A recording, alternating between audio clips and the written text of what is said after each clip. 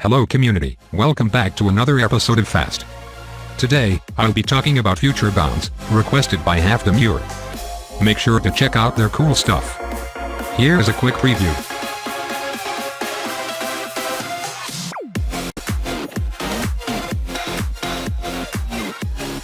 We'll start with an F minor. There's a little twist at the 4th bar. I change it into an F harmonic minor, which means the 7th note is moved once a mid-tone up. Usually, harmonic minor scales are used for spooky music, but when it's mixed with a natural minor scale, it gives an elegant, nostalgic sound. We shall build a chord progression.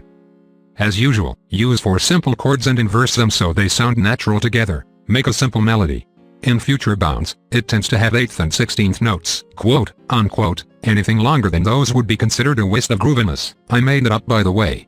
Also, there's a trend of perdimento melody, so make sure to do that. Add a filling melody if you like. If you've watched the previous episode, you know that one special thing that makes the name Future in future bounds is the vocal chops. To achieve a fuller sounding, use 2 vocals, one panned to the left and one to the right. Add a soft distortion, a wide chorus, some delay, and last but not least, burning compression. Make sure you turn on the legato and porta buttons. Go to miscellaneous and set the right pitch. You can have fun with the note sliding, making it goes up and down. Move 1 octave up in the second half for variation. In the mix, boost the mid and cut the low frequencies. And a camel crusher for an extra volume boost. You should reduce some high frequencies, else it would crash with the leads. Talking about the leads, let's move to another step. You need to use a lot of different sounds to achieve an energetic drop. A supersaw and a lead are the most basic things you need. The lead has 2 types, the main and the secondary. What you're hearing are the main leads. This type of lead sounds bright, loud, and it focuses on the high range. Also, it has many functions such as pitch sliding.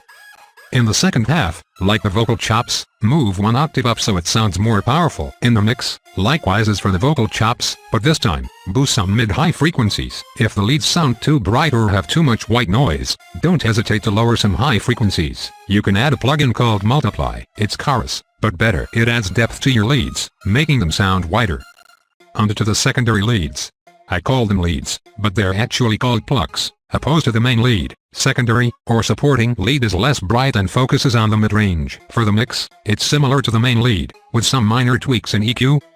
This is optional. You can add a low-pass piano with a groovy rhythm. Now, we're heading into the next synth, supersaw. While the supersaw in future house follows the chord progression and is cut accordingly to the melody, the supersaw in future bounce follows the melody. You can play it in 2 or 3 octaves for a fuller sound. Additionally, you can harmonize the melody. I will make a video talking about melody harmony. Add EQ and camel crusher. You don't need to add chorus to the supersaw. Boost a whole ton to the mid frequencies.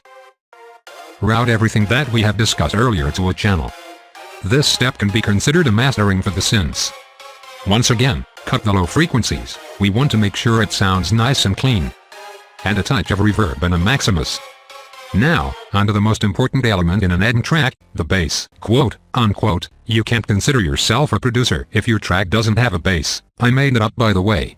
You can have the bass follow with the main melody, or you can make it unique and groovy. Different from future house, future bounce bass are usually very simple and catchy.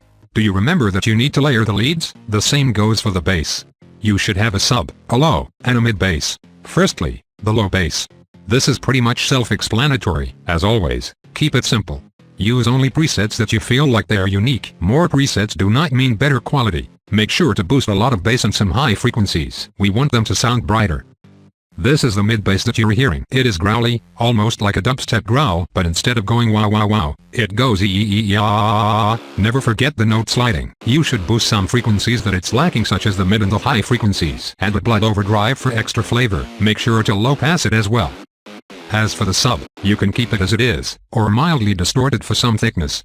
Route these 3 into a separate channel. It's time to master the bass. Add an EQ and a maximus. Make some minor tweaks in EQ. Remember, minor. We don't want to see any peaks. Now that we're done with the instrument, let's move to the samples. Keep the build-up simple. As you can see, I only have a snare, a riser, and very few supporting sounds. The rest of the build-up is contributed by the synths with high-pass filter automation. The drop is where things start to get Well, complicated or not relies on your creativity. Rides, hi-hats, and crashes are cut to make way for the glitch samples. You can add as many glitch sound effects as you like, just make sure that it goes well with the melody. You can add more flavor to the glitch by automating its volume, pitch, etc. Add percussions for better grooviness. You can have the percussions support the synths. By the way, to make your drop impactful, you should have some reverse samples, and a drum fill on the infamous big room snare, reverb snare, huge snare, you name it. Also, this segment was meant to have a vocal, but I haven't found a vocalist and I can't sing, so I'm gonna add a random sample there. Never forget the chance.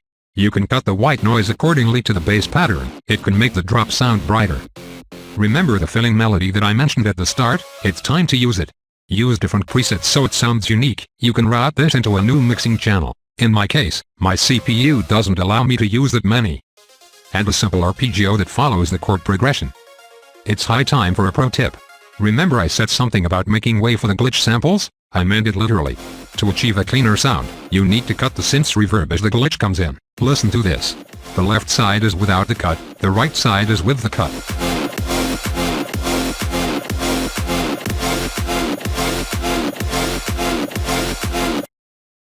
Big difference. And this is the final result.